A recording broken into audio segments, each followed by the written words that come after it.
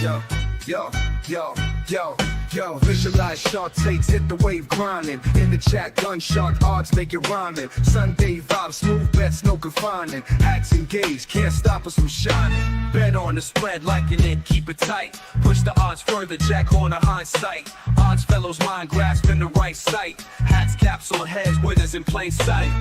Hit the like, get in the chat, feel the flow, cash it, every dollar see the bank roll. Sunday grind and picks, now you gotta know. Extra points on the screen, sharp minds always glow. Big parlays, predictions we home. Standing tall, betting knowledge all.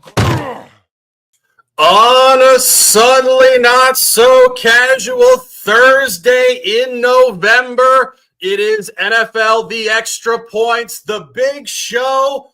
Thursday Night Football, Week 12, the Shark and the Gun, right here live on Sharky Waters Nation, X, YouTube, and the Guns Picks channel. Come on to the chat, get some libations. It's cold outside. I'm in Florida. It better be freezing cold in the rest of this country. We got a hell of a game for us tonight. Guns Picks, what's going on, brother? Yeah, you talk about temperature drop. It's going to be freezing here in Maryland, but I'm ready for some Thursday Night Football. And speaking of freezing, we have a cold one in Cleveland, maybe with a little bit of a wind and a little bit of snow. Now we're into NFL football, baby. Pittsburgh, Cleveland on Thursday night. I can't wait to get into it. Shark, let's do it. 8:15 in Cleveland. I know the beverages are flowing. Some of our guys out there at the stadium, Huntington Bank Field. It is the Dog Pound Part 2, 2024. 8-2 Steelers, 2-8 Browns. Somehow the line is short at 3.5. Guns has a teaser to open it up. I will jump off the total. Guns Cleveland plus 9.5 and under 30.5 in a tease. Yeah, I'm a little bit gun shy, no pun intended, on that one to take Cleveland on the plus 3.5. But I think there is an opportunity to take them on a teaser here. What do you have with Cleveland? They're a pass first offense. They're ranked second in pass play percentage and second in pass play attempts. Cleveland with Winston under center has passed for on average 293 passing yards per game, and of course that includes the Baltimore game a couple weeks ago, and then of course Pittsburgh.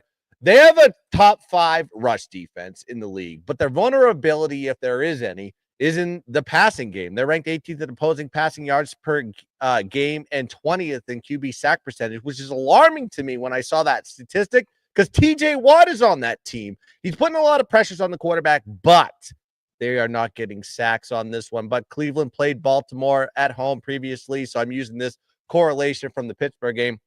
Their offense absolutely hummed to when they played Baltimore. 27 for 41, Jameis threw for 334 passing yards, 3 touchdowns, 0 INTs. And when you look at Pittsburgh on the other side of the ball, they didn't even score 1 touchdown. They just kicked field goals. So maybe Russell Wilson is coming back to earth on this one. But from a total standpoint, I sincerely I don't hope so on this one. Let's just say that. And then we have Cleveland has performed well versus divisional opponents this year with a -1 point differential, plus 64 net yard average. And that includes playing Cincinnati and Baltimore.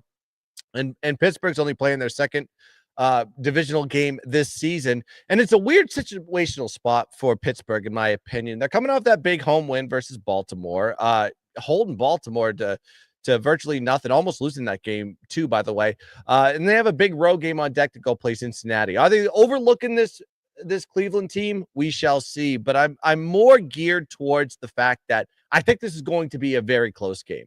And what I mean by close game, it's going to be on one possession or another. I don't know what side it's going to be on, but I think we can take advantage of a teaser on this one. So that's why I like Cleveland plus 9.5. Let's uptick that 6 points from the side right now.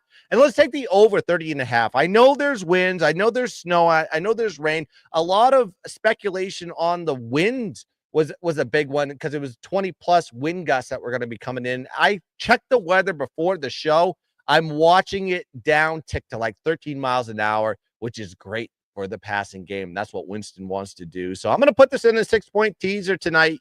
Cleveland plus 9.5 and the over 30.5 in the tease. Yeah, you know, it's late November when we're talking weather on this show. This reminds me of baseball handicapping in the middle of the summer. We're trying to figure out winds blowing in and blowing out. And, you know, my official play on this game is the over 36.5. When I looked at this on Monday, I have to be honest, I was not paying attention to the weather report. And I saw this thing plummet about 4.5 points on Monday morning and afternoon. And I thought there had to be an injury, but it just goes to show you how much people do fade overs with perceived weather. But as you said, I mean, we're not boots on the ground here, but I can certainly look at a smartphone and discern some information here. The weather seems to be okay. Mid-30s, dissipating rain, probably fully clear by the second half. And as you said, early week weather prognostications suggested gusty winds over 30 miles an hour, 7 to 10 miles an hour tonight. And this is just a classic narrative. The Gun and I love to dispel narratives every time we click play on a show. One of the biggest false narratives in pro football is the idea that if it's raining or snowing, no points will be scored. I know I've said this at least 5 times on this show over the years. It hurts the defense more than the offense because the defense has to backpedal reactive as opposed to proactive. They're slipping and sliding as the offensive players are dictating the course of action downhill. So I don't think this is going to do anything except for hinder the defense. And one other thing that we always like to dispel on this show is the idea that primetime games go under. So this year, Thursday Night Football is 6-5 versus the over. If you want to eliminate AFC East games, it's actually 6-2 versus the over. The Jets, of course, went under twice. And Buffalo, Miami went under in week 2, the game that Tua got hurt. So this has not been unders in prime time, and it's something we constantly talk about as well. Short week hurts the defense. So it's always the elements and the fatigue hurt the defense more than the offense. And as Guns was mentioning, you get Jameis Winston in here. And I was looking at his score sheet, his box score, whatever you want to call it before. I'm still friendly reminded this guy's only 30 years old. Seems like he's been around for 15 to 20 years. And he's only 30. He's a gunslinger. He likes to let it rip. He started doing this when he was a kid at Florida State. He's your ultimate veteran journeyman gunslinger. And Russell Wilson, to a certain degree, fits that mold as well. Russell Wilson was thrown out of essentially any respectable football evaluation last year and the year before in Denver. All of a sudden, he finds himself reborn here. And you talk about the polarization in these totals. Pittsburgh was 2-4 to the over with Justin Fields. They're 3-1 versus the over with Wilson. Cleveland was 2-5 versus the over with Deshaun Watson. They're 2-over with Winston. And Winston's only home over was inside of the division against Baltimore, 29-24. So we have all this data. We have all these numbers. And final point on the game. Last year, they did go over in the only primetime matchup between these teams in week 2, Monday Night Football, 26-22. Tons of yards in the game, over 39.5, a very similar number. And it did go under the most recent matchup, week 11 last year, Cleveland 13-10. That was the infamous Dorian Thompson-Robinson from UCLA not functioning well in the cold against Kenny Pickett, who is no longer on the team. So it was an under before, it's an over here. All signs point to it, over 36.5. And throwing it to the Gun for his prop gun special on this Thursday night. Jaylen Warren, running back, backup for the Steelers, over 52.5 rush and receiving yards. Yeah, you mentioned you hit it perfectly when I just before I get into the play, I have to talk about this with the weather. Is like now you got rain and snow is going to be the factor in this one. 37 degrees. It is rain and snow. You know what that does to balls? Makes them slippery. What is balls when they're slippery? Makes turnovers. Gives people field position. What does field position equal? Equals points, and more often than not. So you're getting value on the total here. And if people think that the under is going to happen because the line went from like 41.5 to 36.5, it's already been bought to the max. Now we need to buy it back. And this is where the buyback happens here at 36.5. So yeah, this is over or anything on this one. If you take in just one side and not the tees. Of course, Shark likes the over in this one. But when you talk about Jaylen Ward, I think he's going to have a good game. And I say that because I'm being a little bit of a contrarian of what people's perception is of this game, is because people think this is going to be a low-scoring affair.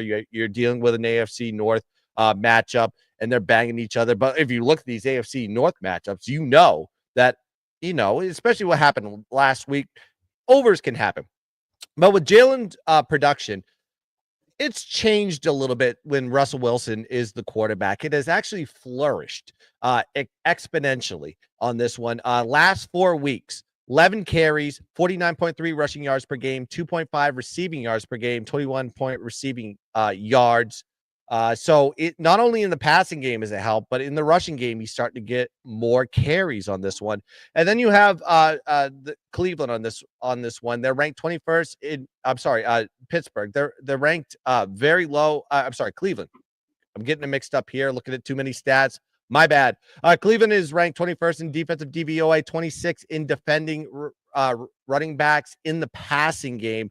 So you have lower tier statistics here when dealing with the Cleveland defense versus running backs. The rush receiving prop here for Jaylen Warren is set at 52 and a half rush receiving yards, which is below. It's actually above his season average if you look at the grand total of his schemes. But look at those 4 weeks of when Jaylen Warren, when Russell Wilson took over a quarterback, and what Jaylen Warren statistics have had on this one. He has been a weapon in that offense ever since Russie took over. So I think he's going to get over not only his rushing yards, but his receiving yards as well. When you combine the two, you get 52 and a half. It is going over on this one. And give me Jaylen Warren over 52 and a half rush receiving yards as the prop. That's it for tonight. 12 fast minutes. We are pre-recording Knowledge for College in about 10 minutes. You guys will see it live tomorrow night. As always, we got a ton of plays. The Gun has some family obligations tomorrow night. We are excited to do it right after this. I'm going to do a nice little back-to-back here with the Gun. It'll be streaming live tomorrow night, the usual time, 7 o'clock. We appreciate you guys immensely. Have an incredible Thursday night. These are the best times of the year leading into the holidays, and the weather outside is actually gorgeous, in my opinion. My official play in this game, Pittsburgh, Cleveland, over 36.5. The Gun with a teaser, Cleveland plus 9.5, and the under at 30.5, or excuse me, over at 30.5. And Jaylen Warren over 52.5 rush and receiving yards. We appreciate you guys immensely. Have a beautiful night. Guns picks. Close them out with some words, and let's dominate. Yeah, I appreciate everybody that's been joining us in the chat. Like I said, check the show out tomorrow, 7 p.m. It will be released. It's a pre-record, but still, like and subscribe, like the video, subscribe to the Guns Picks channel, subscribe to the Shark and Waters Nation channel, and get in the comment section, by the way. That is what gets us in the algorithm, all algorithms that YouTube deems fit. That is how it grows. This is why we are the sharpest duo on the planet, is because you guys support us. So like and subscribe to that. And also check us out on all social media platforms at Guns Picks, at Shark and Waters Nation, Shark and Waters Nation 88 to be exact. But we are going to record the Knowledge for College show right now. So let's catch some tickets. Let's dominate the board. And as always, let's keep dancing. Bang!